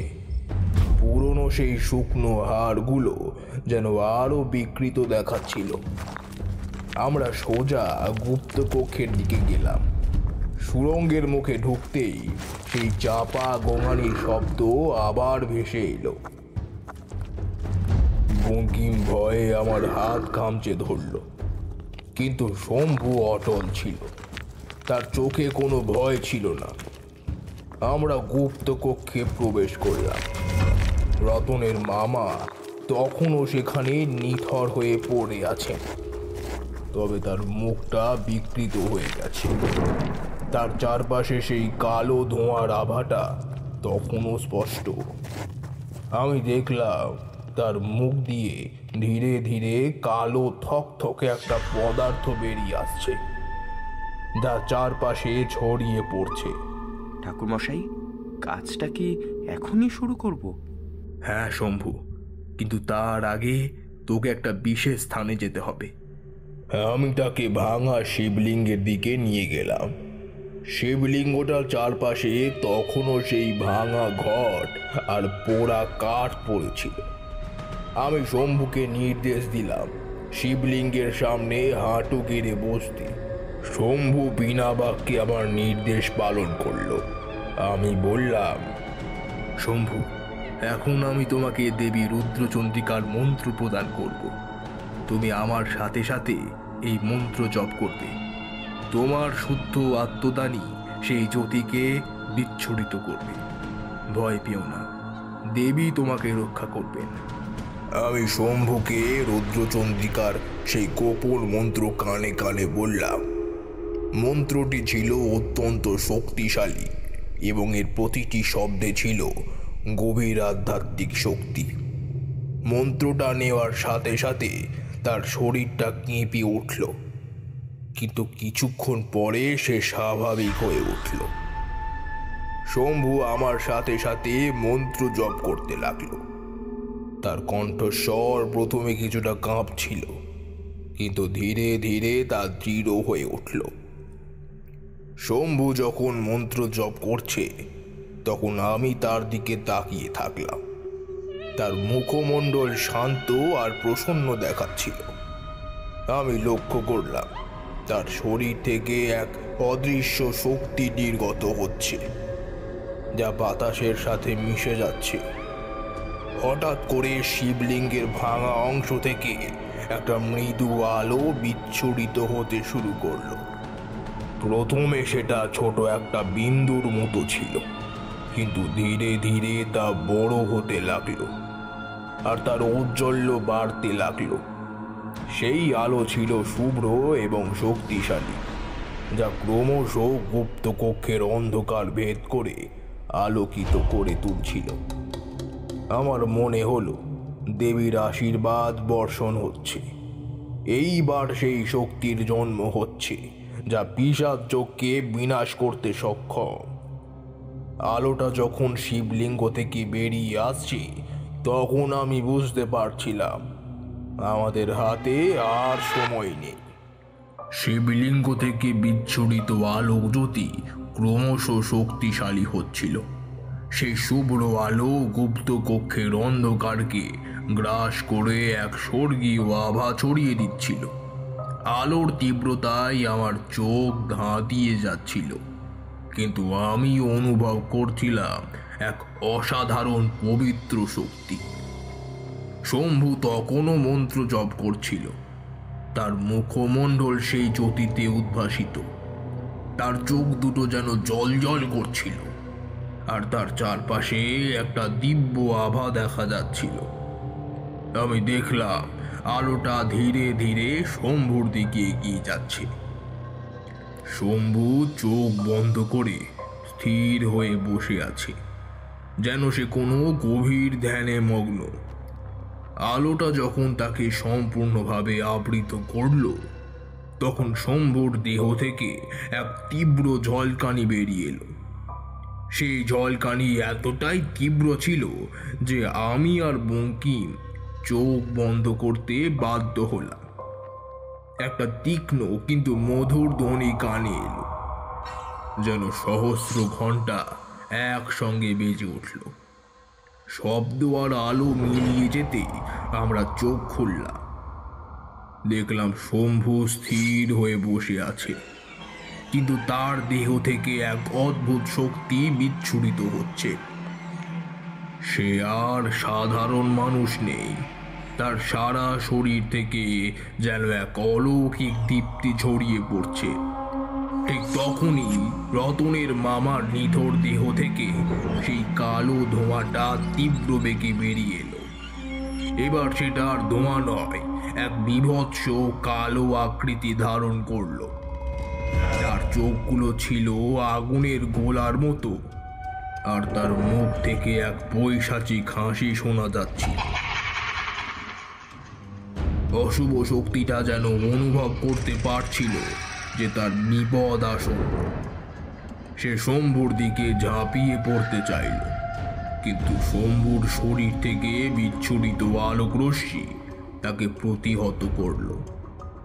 কালো আকৃতিটা আলোর কাছাকাছি যেতেই তীব্র যন্ত্রণায় কুঁকড়ে যাচ্ছিল, যেন আলো তাকে পুড়িয়ে দিচ্ছে। তার বিকট চিৎকারে গুপ্তকক্ষের দেওয়াল কাঁপছিল। আমি এই সুযোগটার অপেক্ষাতেই ছিলাম। মধুসুন্দরী দেবী আমাকে বলেছিলেন এই আলোই আমার শক্তি। আমি দ্রুত চোখ মুছে তারানাথ তান্ত্রিকের গোপন পুঁথিতে উল্লেখিত সেই বিনাশকারী মন্ত্র স্মরণ করলাম। দেবীর কথা মতোই উপযুক্ত সময়ে উপযুক্ত স্থানে সেই মন্ত্র যেন আমার মস্তিষ্কে আপনা থেকেই ভেসে উঠল। আমার সমস্ত শক্তি এক জায়গায় কেন্দ্রীভূত করলাম। আমি দুহাত জোর করে ভাঙা শিবলিঙ্গের সামনে দাঁড়িয়ে সেই মন্ত্র উচ্চারণ করতে শুরু করলাম। আমার কণ্ঠস্বর প্রথমে শান্ত ছিল, কিন্তু ধীরে ধীরে তা বজ্রের মতো গর্জে উঠল। মন্ত্রের প্রতিটি শব্দে ছিল অসীম শক্তি, যা অশুভ শক্তিকে বিনাশ করার জন্য তৈরি হয়েছিল। আমার মন্ত্র উচ্চারণের সাথে সাথে শম্ভুর দেহ থেকে বিচ্ছুরিত আলো আরও তীব্র হলো। আলোটা একটা তরঙ্গের মতো ছড়িয়ে পড়ল, আর তার সাথে মিশে গেল আমার মন্ত্রের ধ্বনি। আলো আর ধ্বনির সম্মিলিত শক্তি যেন এক অদৃশ্য প্রাচীর তৈরি করল। কালো আকৃতিটা সেই প্রাচীরের মধ্যে আটকা পড়ে গেল আর যন্ত্রণায় ছটফট করতে লাগলো। অশুভ শক্তিটা তার সমস্ত ক্ষমতা দিয়ে প্রাচীর ভাঙার চেষ্টা করছিল। তার চোখ থেকে আগুনের ফুলকি বেরোচ্ছিল, আর তার বিকৃত মুখ থেকে বেরিয়ে আসছিল পচা দুর্গন্ধযুক্ত কালো তরল। কিন্তু শম্ভুর আত্মত্যাগের আলো আর আমার মন্ত্রের শক্তি তাকে আটকে রেখেছিল। আমি শেষ শক্তি দিয়ে মন্ত্র জপ করতে লাগলাম। আমার কপাল থেকে ঘাম ঝরছিল, শরীর যেন অবসন্ন হয়ে পড়ছিল, কিন্তু আমি জানতাম আমাকে থামলে চলবে না।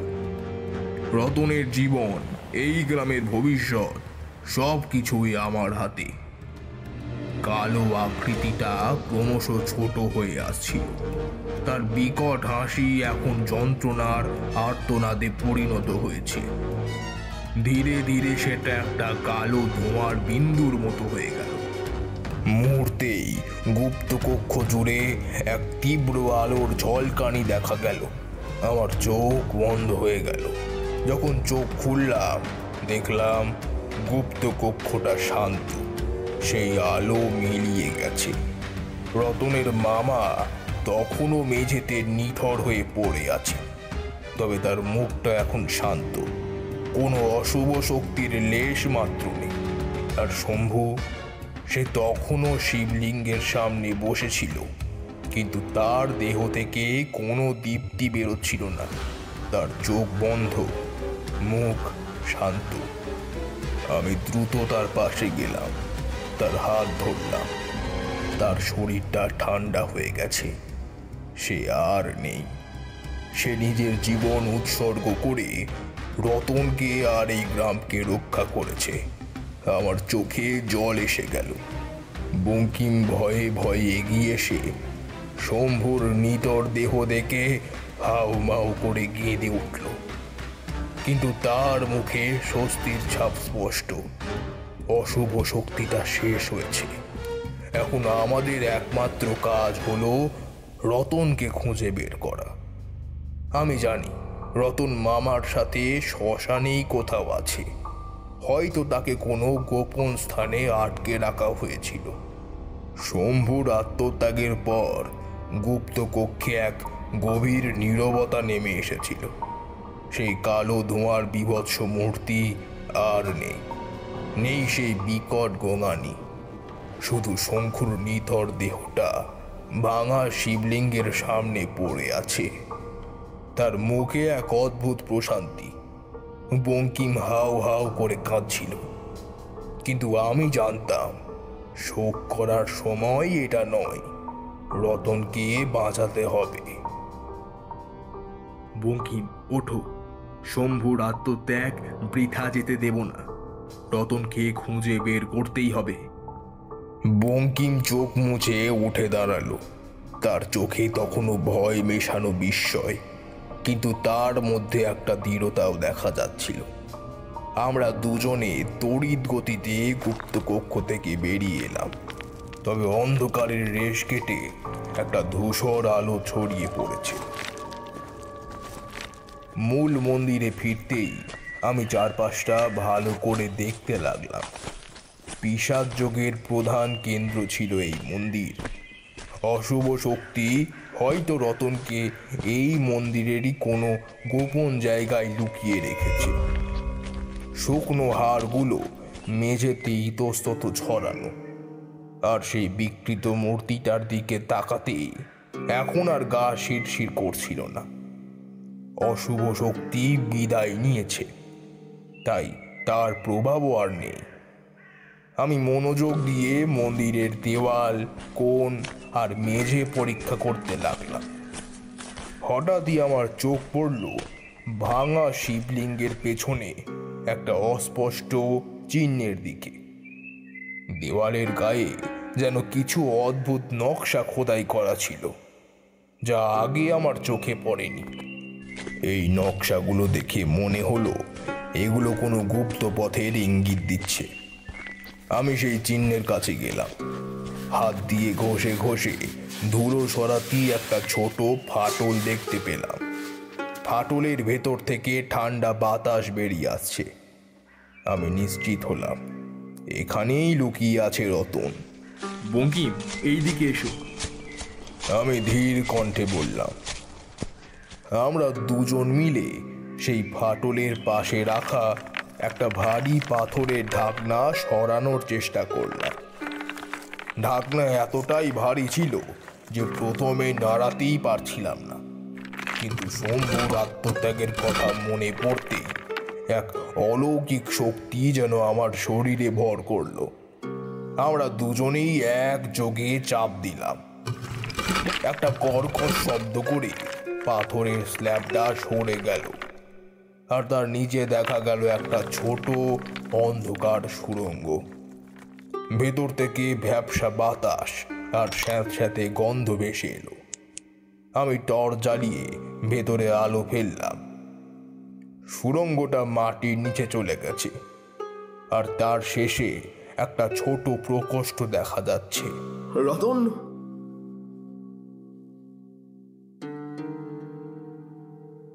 বঙ্কিম প্রায় চিৎকার করে উঠল। আমি দেখলাম প্রকোষ্ঠের এক কোণে একটা ছোট ছেলে অজ্ঞান হয়ে পড়ে আছে। তার হাত পা দড়ি দিয়ে বাঁধা, মুখটা ফ্যাকাশে আর সারা শরীরে ধুলো মাখা। এ আর কেউ নয়, আমাদের রতন। আমরা দ্রুত সুড়ঙ্গের ভেতরে প্রবেশ করলাম। রতনের কাছে গিয়ে আমি দ্রুত তার বাঁধন খুলে দিলাম। তার হাত পায়ে দড়ির দাগ স্পষ্ট। বঙ্কিম রতনের মাথায় হাত বুলিয়ে তাকে জাগানোর চেষ্টা করল। কিছুক্ষণ পর রতন চোখ খুলল। সে আমাদের দেখে প্রথমে ভয় পেল, তারপর চিনতে পেরে ক্ষীণ কণ্ঠে বলল, বঙ্কিমদা, ঠাকুরমশাই, তোমরা এসেছো, আমাকে নিয়ে চলো এখান থেকে। আমি তাকে কোলে তুলে নিলাম। রতন খুবই দুর্বল ছিল, সম্ভবত অনেকক্ষণ কিছু খায়নি। তার চোখ দুটো ছিল গভীর কঠোরগত, আর তার মুখে ছিল এক চরম ভয়ের ছাপ। সে ভয়ে ভয়ে চারপাশে তাকাচ্ছিল। ভয় নেই রতন, সব ঠিক হয়ে গেছে। আমি তাকে সান্ত্বনা দিলাম। অশুভ শক্তি বিদায় নিয়েছে, আমরা তোকে নিতে এসেছি। রতনের বাবা মা আর গ্রামের অন্য লোকেরা মন্দিরের বাইরে অপেক্ষা করছিল। শম্ভুর বলিদান আর আমার সাফল্যের কথা শুনে তারা স্বস্তির নিঃশ্বাস ফেলল। শম্ভুর আত্মত্যাগকে তারা গ্রামের ইতিহাসে স্বর্ণাক্ষরে লিখে রাখবে। আমরা রতনকে নিয়ে সুড়ঙ্গ থেকে বেরিয়ে এলাম। রতনের বাবা মা রতনকে দেখে কান্নায় ভেঙে পড়ল।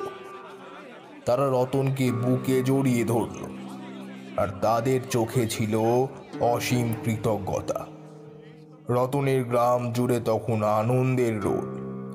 রতনকে ফিরে পেয়ে তার বাবা মায়ের চোখের ছিল বাঁধ ভাঙা আনন্দের অশ্রু। গ্রামের মানুষ শম্ভুর আত্মত্যাগকে স্মরণ করে নীরব শ্রদ্ধা জানালো। আমি রতনকে তার পরিবারের হাতে তুলে দিলাম। সে তখনও খুবই দুর্বল, কিন্তু তার চোখে মুখে এখন ভয়ের বদলে স্বস্তি আর কিছুটা শিশু সুলভ কৌতূহল দেখা যাচ্ছে। আমি রতনের পরিবারের সাথে কিছুক্ষণ কথা বললাম। তাদের বোঝাতে চেষ্টা করলাম যে অশুভ শক্তির প্রভাব আর নেই। মামা এখন সেই শক্তির নিয়ন্ত্রণ মুক্ত, কিন্তু তার সুস্থ হতে সময় লাগবে। তাকে গ্রামের বাইরে নিয়ে গিয়ে চিকিৎসা করানোর পরামর্শ দিলাম। পিশাচ যোগের সমস্ত সামগ্রী, পোড়া ঘট, অশুভ প্রতীক সব কিছু ধ্বংস করে মাটির গভীরে পুঁতে ফেলার নির্দেশ দিলাম, যাতে ভবিষ্যতেও কেউ এই ধরনের অপচেষ্টা করার সুযোগ না পায়। গ্রামের সবাই আমার নির্দেশ মানল। পরদিন সকালে শম্ভুর শেষকৃত্য সম্পন্ন হলো। গ্রামের সবাই মিলে তাকে পরম শ্রদ্ধায় বিদায় জানালো। শম্ভু নিজের জীবন উৎসর্গ করে অসংখ্য প্রাণ বাঁচিয়েছিল।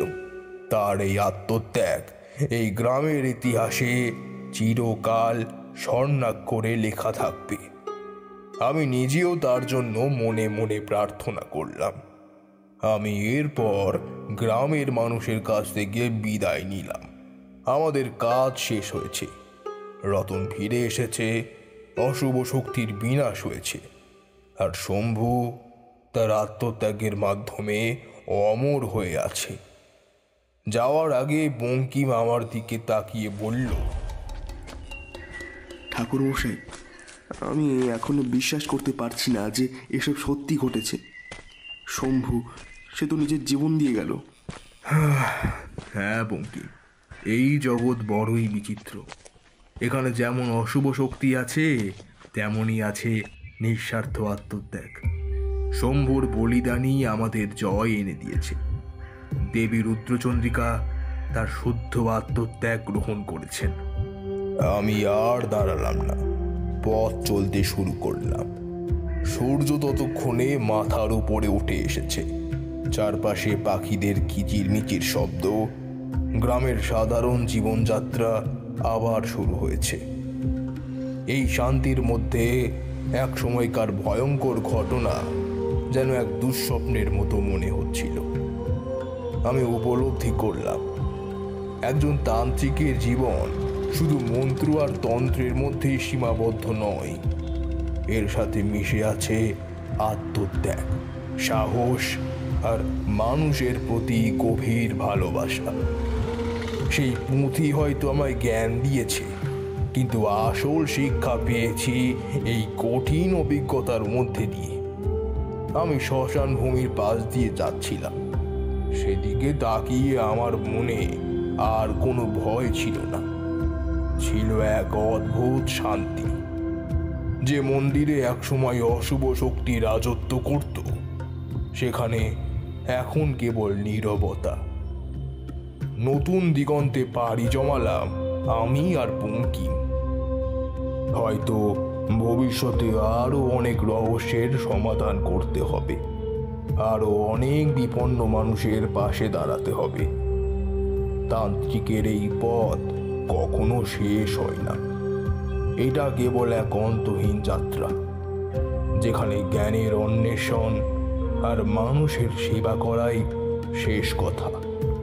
ঠাকুরমশাই গল্প বলা শেষ করলেন, আর চারিমা এসে আমাদের চা দিয়ে গেল। শেষের দিকে আমাদের মনের মধ্যে বিষণ্ণতা ছড়িয়ে গিয়েছিল শম্ভুর কথা ভেবে।